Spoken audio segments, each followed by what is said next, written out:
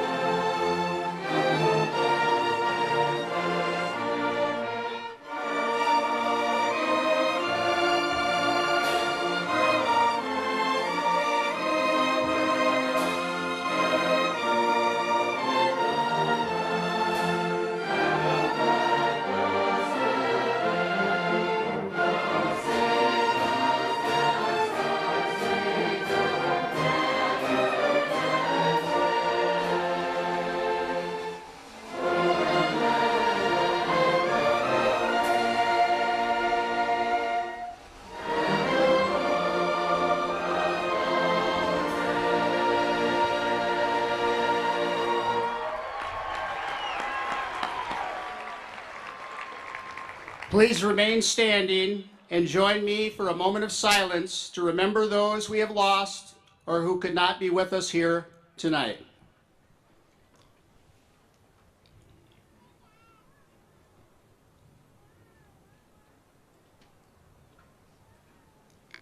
Thank you. Please be seated. Ladies and gentlemen, please join me in welcoming our senior class president, Rebecca Baird.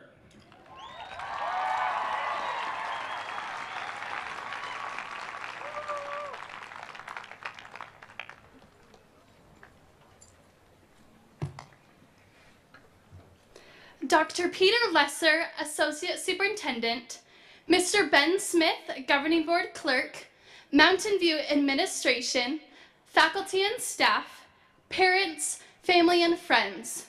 On behalf of my fellow graduates, it is my privilege to welcome you to the 2017 Mountain View High School Commencement Ceremony.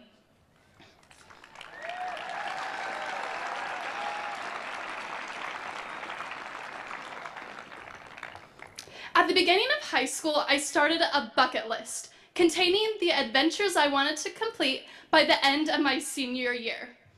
Many of the items on my list were ordinary, like roasting marshmallows around a fire with friends. And some were not so ordinary, like floating above Arizona in a hot air balloon. Tonight is another one of those not so ordinary moments.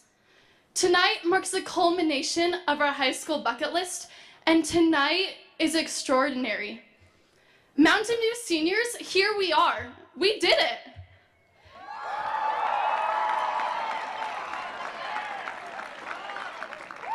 Graduation is finally here. Tonight, we start creating a new bucket list and a new story. Our aspirations are unstoppable, and our potential is endless. However, dreams take time. Life takes time. We must realize the goals we set won't always come easy. There will be obstacles, but with the perseverance we have learned here at Mountain View, we will be able to succeed. We have learned more than we realize. The concepts we have worked to master can now be applied. As we learned, at times painfully, to edit and revise in our English classes, let us not be discouraged if at times we must edit and revise our life stories. As we learn different techniques to help us solve equations and problems in our math classes, let us now problem solve with confidence in the real world. As we learn to be creative and push beyond our comfort zones in our art classes, let us face this unknown territory of adulthood with creativity and joy. We have been raised to a higher standard. From teachers inviting their students into their homes to study before AP tests, to countless hours spent in preparation for concerts, productions, debates, and athletic events, our teachers and administrators have guided us with wisdom. This does not happen at every high school. This happens at Mountain View. Tonight, we all start at the same place. It's our actions that define where we will go. Leave this field with goals and take steps every day to achieve them. So Toros, make your bucket list. Find your dream and write your story. Thank you.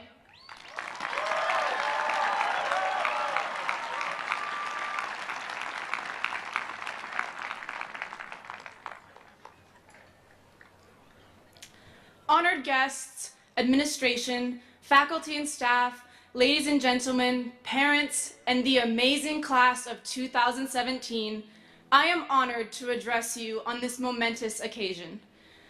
In 2009, Pixar Animation Studios released the heart-wrenching and emotional film Up. Up details the adventures of Russell, a devoted wilderness explorer, and Carl, a cranky old man who never leaves his house. We have all been a Carl at one point in our lives, refusing to try new things or step out of our comfortable routines. It's not until Russell comes literally knocking on his door that Carl begins to break out of his comfort zone, but not without some convincing. In our world, there will not always be a wilderness explorer coming to our houses to take us on a fascinating trip to Paradise Falls. That part is up to us. The world is a lot bigger than Mesa, Arizona. We are students, friends, family, and neighbors, but we are also a community. A community so comfortable that we often do not even take advantage of the differing viewpoints surrounding us. We can drive less than 20 minutes in any direction from where we are now, and we end up in what is a seemingly different world. We don't have to travel or live abroad to gain a new perspective. We can achieve that in our own backyard. One person who did this was First Lady Eleanor Roosevelt. Even before her husband became president, she ventured outside of her affluent New York community to help those in the nearby slums. A notable feminist, she challenged the stereotypes surrounding women at that time and later played a significant role in her husband's election. But she didn't stop there. Eleanor broke out of her bubble by becoming a human rights activist on the international level, even helping draft the United Nations Universal Declaration of Human Rights. Eleanor is a prime example of what we are capable of achieving if we move beyond our comfort zones into unfamiliar territory. Living in Mesa and attending Mountain View High School has afforded us opportunities and instilled values that we will carry with us throughout our lives. Every one of us in attendance tonight, whether graduating on the field or observing in the stands, we have all dealt with our own fears and worries, especially when it comes to conquering new ground. By seeking out that fear, that slight worry, that anxious pit in our stomachs and utilizing it to its potential, we can create a lasting impression upon those around us. If we want to succeed, we must understand that we no longer have the opportunity to view the world from one perspective. Not only does looking at the world through a single lens limit our ability to relate to others, it's also boring. We should strive to find new perspectives and educate ourselves on new issues in order to see what is outside our hometown, and in doing so, acquire a better understanding of what home really is. The valuable lessons we have learned at Mountain View are only the beginning of what we can choose to experience and learn in our lifetimes. The key word here being choose. This choice is the basis for the critical thought and analysis to come. Instead of attempting to establish ourselves as the dominant mind power in the room and shut out opposing viewpoints, we should consider the alternative perspectives behind these opinions. We must be empathetic and learn from others' experiences. In the words of Maya Angelou, it is time for parents to teach young people early on that in diversity there is beauty and there is strength. Often the idea of incorporating others' opinions and compromising is seen as weak or too compliant. Why would we want to listen to other people's ideas when ours are perfectly good on their own? Compromising does not mean we are pushovers or we can't hold our ground. Instead, this sign of mature communication exemplifies an understanding and appreciation of others' values. There will not always be a consensus, which is why we need to dig deep and understand why. Each person has a reason behind their thinking. Find this reason and seek understanding. Not only does this demonstrate diligence, but it also exhibits empathy. Not all of us are our own Carl Fredricksen setting out on a transcontinental, high-flying adventure of a lifetime. But the 2017 graduating class is about to experience an adventure similar to his in at least one way. While we will always carry Mountain View and Mesa with us on our future travels, we will be exposed to a new world much different than our high school bubble. Regardless of where we end up or where we are planning to go, remember this. Be open to new perspectives and experiences, and approach these findings with an open mind. As we embark on our own upward adventure, wherever it may be, we must make sure that we are the proponents for a more understanding and curious future.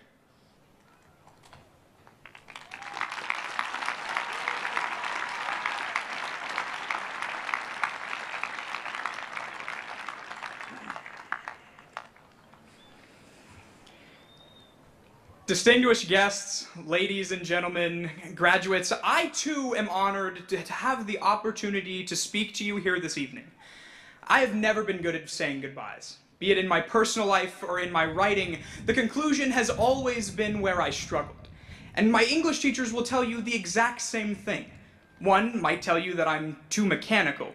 One might tell you that I'm too informal, because apparently peace out is frowned upon in professional writing. And finally being told by another that, and I quote, "You write a darn good essay, but your bloody conclusion still needs work," in a notably more authentic British accent. This, however, is not a problem that plagues only me. In fact, the National Coalition for Teachers of English reports that conclusions next to transitions have always proven the most difficult for students to both learn and demonstrate. Why? Is there something inherently wrong or difficult about concluding a paper? No. In fact, there is an explanation for this. The American Psychological Association tells us that humans have an evolutionary instinct to avoid conclusions. It's in our nature to be mutually dependent, to wish that our status quo remains our status futuri.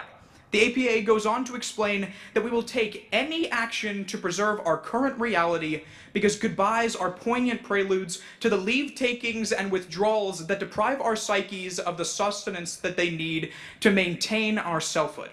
In English, that means goodbye is a premonition of the end, another step towards farewell and an anticipation of death. In order to overcome this fear and understand and accept the fact that life moves on, we need to understand the dilemma within our departure. In 1988, a series of fires raged through the forests of Yellowstone Park, devastating the wildlife, leaving some swaths of land clear of any previous traces of biological influence. Politicians, the media, and the public were quick to criticize the National Park Service for failing to control the fires. Despite significant dissent from the scientific community, policymakers in the United States defined Yellowstone fires as a failure to maintain control over the fire. They were, however, too quick to react. Today, decades after the 1988 fire, those young trees are now renewed forests, once again filling in vistas. Some visitors to Yellowstone feel that the Yellowstone they knew and loved